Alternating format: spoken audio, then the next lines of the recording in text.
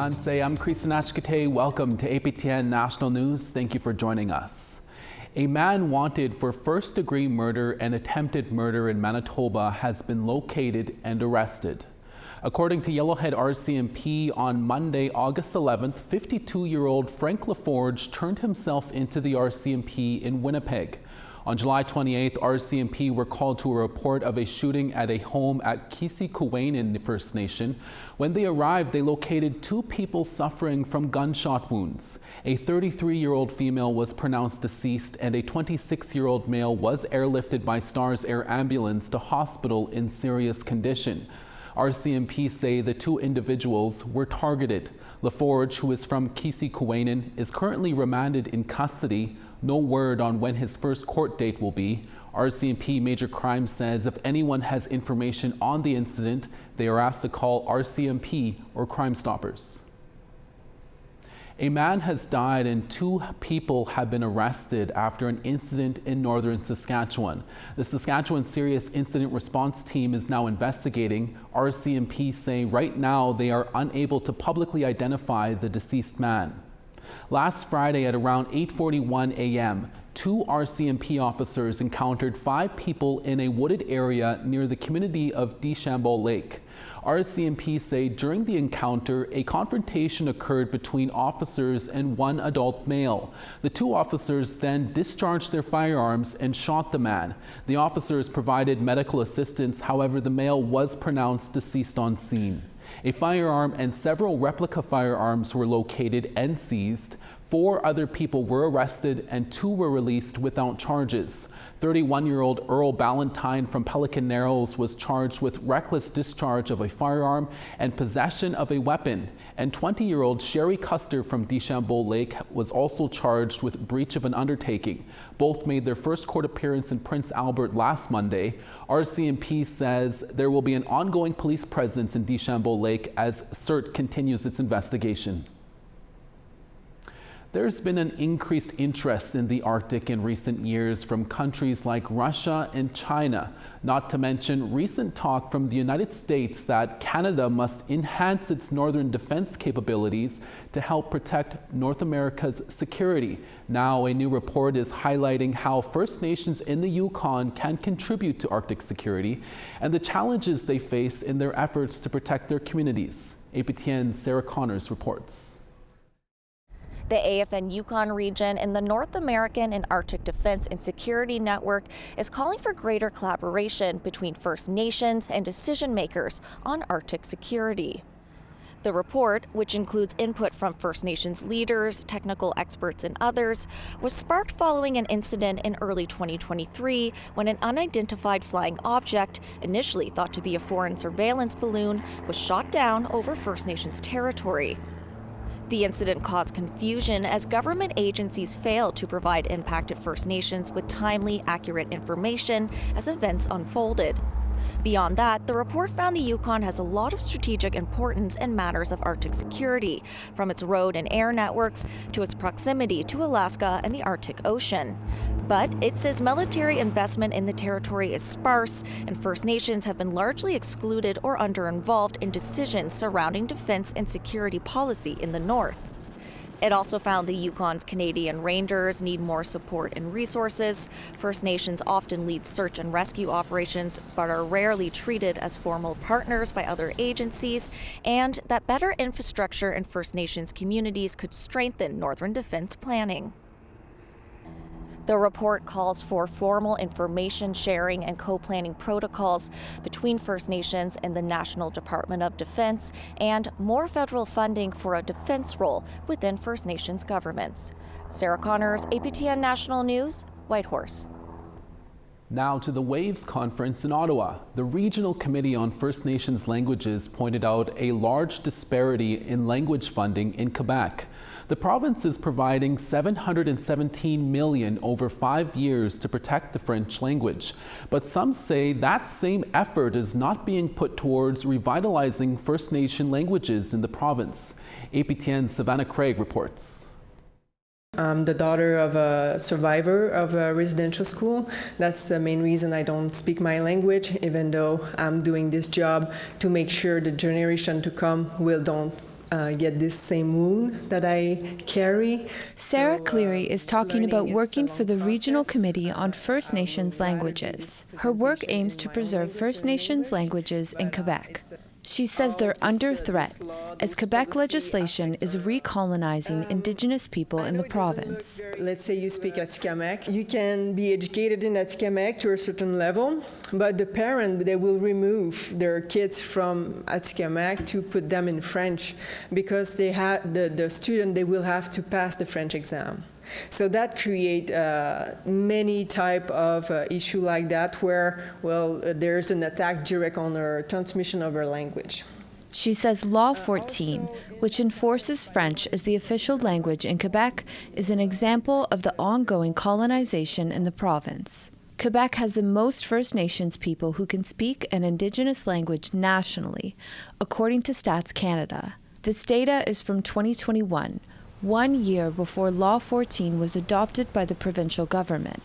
This law doesn't only affect revitalizing the language, but affects access to essential services. Let's say you want to go to the hospital and then you're a Cree woman who speaks Cree and English. Well, you go in the hospital in Quebec. Well, they will give you their services in French, so in a language that you probably don't understand. Dans cette histoire, comme petite organisation, ça a représenté l'adoption d'une déclaration. In the WAVES conference, Cleary and her colleague Valerie Boudreau presented the unique challenges for language revitalization in Quebec. The Regional Committee on First Nations Languages is appointed by the AFNQL to administer a funding program for First Nations languages in the province. She says these languages are being underfunded by Quebec. This year, on the budget this year, they put 717 million for the over 5 years for the protection of Quebec. Language and identity, many other million for the protection of the French language. And in this budget, the new budget for Indigenous language is zero. The Office for the Minister responsible for relations with First Nations and Inuit in Quebec told APTN News the protection of the French language is not in opposition to Indigenous languages. The office added that Quebec is committed to working with First Nations to promote their languages while respecting their priorities and autonomy. Savannah Craig, APTN National News, Ottawa. The family of an Indigenous woman whose hair was cut without her permission while she was being treated at Saskatoon's Royal University Hospital is speaking out this week. The First Nations Health Ombudsperson said it is the second time in 2 years that this happened at the same hospital and the fourth incident brought to their office. As CTV's Keenan Sorokin reports, the family is calling for changes in the healthcare system and to pay more mind to cultural traditions. The family of Karina Morin say the 54-year-old Indigenous woman's rights were violated when her hair was cut without consent while she was medically incapacitated at Royal University Hospital in June. And now they want to make sure it doesn't happen to anyone else. And when my mom woke up and I showed her how she looked, she said she was ugly. It traumatized the late Corina in a very bad way. Morin died in hospice care last month. Her family says she was deeply affected by having her hair cut, which was described on Tuesday as holding a profound cultural significance to First Nations people. We don't want that to happen to anybody else. Family or not, nobody deserves that. The Saskatchewan Health Authority implemented a new Indigenous haircutting policy at the beginning of the month. The policy states staff must receive consent from the patient or a family member. Cutting a patient's hair is only required for medically necessary or life-saving procedures such as brain or head surgeries or head traumas. Haircutting is not required for the treatment of lice. When children have that problem, lice issue, they get sent home to get treated. They don't cut their hair. While the policy is a positive step, LaFond wants a formal apology and wishes she was part of the conversation to create it. Our office, was disrespected and I'll just say it. The SHA says it apologized to Morin after her hair was cut and says more than 90% of physicians and staff have completed new mandatory cultural responsiveness training. With nearly 450 complaints filed since her office was created less than 2 years ago, LaFond says the work continues to prevent more stories like this. To understand the traumas that have occurred and still continue to occur. Keenan Sorakan, CTV News, Saskatoon. The Sckai salmon have returned in higher numbers in BC this season. That story when we come back. Stay with us.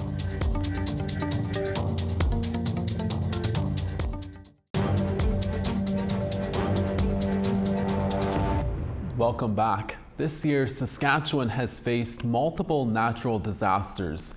While wildfires continue to burn across the province, a group of northern residents says the government must also address another concern: the water. APTN video journalist Rachel May spoke with an elder raising awareness about the issue. We need people to come together, wherever far and wide, to help make this happen. We need to protect the Saskatchewan River Delta. Denise McKenzie, a Métis elder from Cumberland House, is one of the people spearheading the Indigenous Saskatchewan Women's Environmental Water Keepers Advocates Group. Cumberland House, once a key fur trade depot connecting the Saskatchewan River Delta to Lake Winnipeg and Hudson Bay, now faces dangerously low water levels, making the river hard to navigate. McKenzie says residents have been calling for action to preserve and restore the Delta's health for nearly 20 years. They're at a point where they don't know what to do. They're just lost. They know they've got no help, and that's how it's been for so many years. She says residents have taken it upon themselves to preserve the Delta as best they can, but lack of funding remains a challenge. The trapper said, no, we need to do something here. This is not right, Hold them accountable. So we've been trying to work, and we're doing these restorations. They've been putting a little bit of funds, and we've been getting little funds here and there, but it's not enough. There needs to be a whole permanent funding to help restore, because we can improve that health. The Water Movement Group continues to urge the provincial and federal governments to provide sustained funding to restore the river delta and stop the irrigation projects before it's lost forever. McKenzie says that if plans to divert natural water to man-made basins go ahead, the delta and vital Indigenous practices will disappear. It's the teachings that come through, the values that are taught to the young people to carry on. That's what it's about. It's being out there and doing these things that we do on the trap lines. It's not going to be there anymore if we don't do something. The group hopes to raise awareness about the low water levels before there are irreversible effects on both the Delta and the entire Saskatchewan River system. Rachel May, APTN National News, Saskatoon. Call it a salmon surprise. The number of sockeye salmon that have returned to the Fraser River this summer has far exceeded seasonal estimates. The abundance means some First Nations have been allowed to harvest for food, social, and ceremonial purposes. And as CTV's Ben Milger reports, commercial fishers hope they too will get a chance to reel in some sockeye. Sockeye salmon have sustained Indigenous people for thousands of years. In recent decades, the abundance has not been what it once was. I would have 20 cases of sockeye for the winter. I'd have 40 or 50 sockeye in the deep freeze. And now I'm lucky if I make a case of fish last 2 years because it's so rare to get. So far, close to 750,000 have already been counted swimming upstream past Mission, 10 times what was expected. Oh, beautiful sockeye. Some BC First Nations now have the green light to harvest for food, social, and ceremonial purposes. The fish will be distributed to their members who will smoke or can most of it. Strengthens the family ties and work collectively on fish. It is a lot of fun.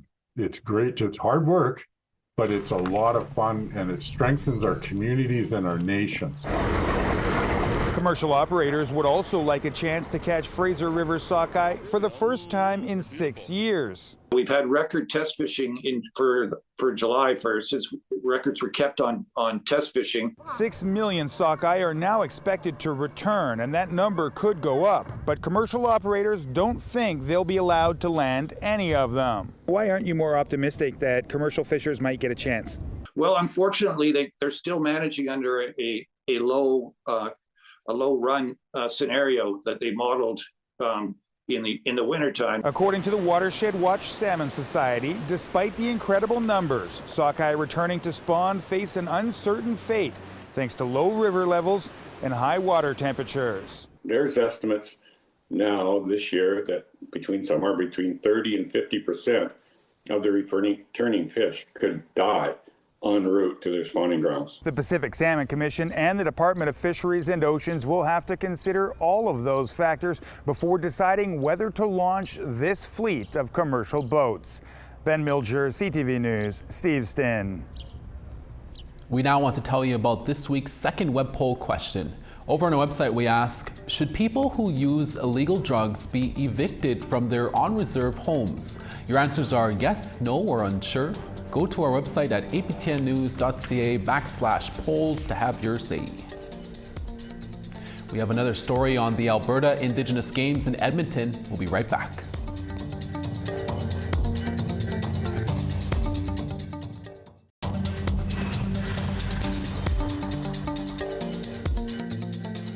Miigwech for staying with us. Halifax, smoky and 22, sunny in Charlottetown at 26. Smoky in Inujawak at 10, the Grand River 8. Showers in Saguenay at 28, Quebec City 29 and sunny there. Smoky in Sarnia at 25, Toronto 25. Sioux Lookout 12, Big Trout Lake 7.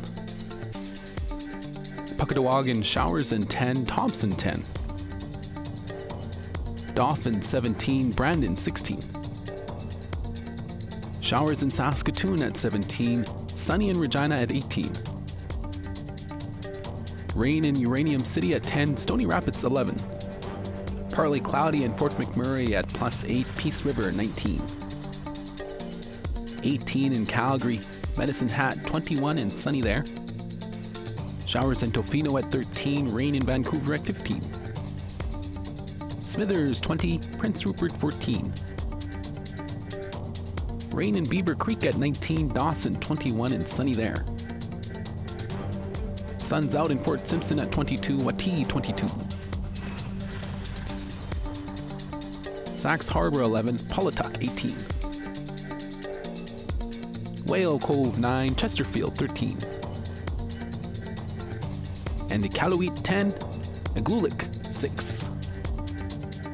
The Alberta Indigenous Games continues in Edmonton this week with thousands of athletes taking part in sports across the city.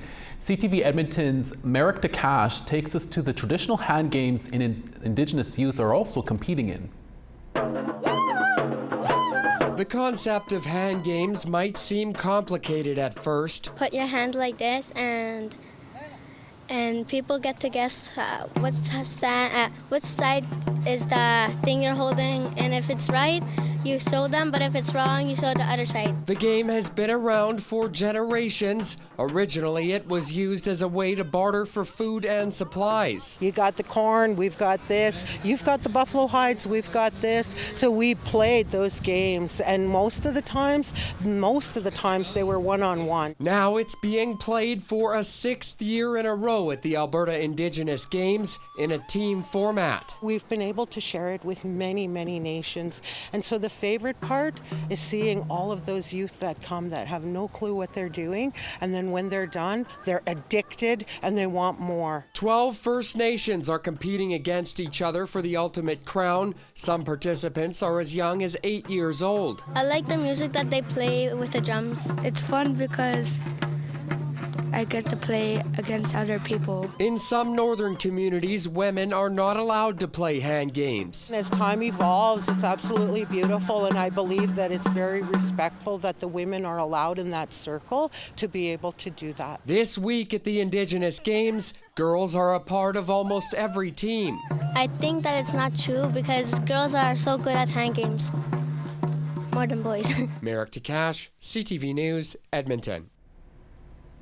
Although August is almost halfway over, it's not too late to get out and enjoy the summer. And Explore Indigenous is here to help you find your next adventure. A new location at the Forks in Winnipeg is showcasing all the Indigenous tourism experiences across Manitoba.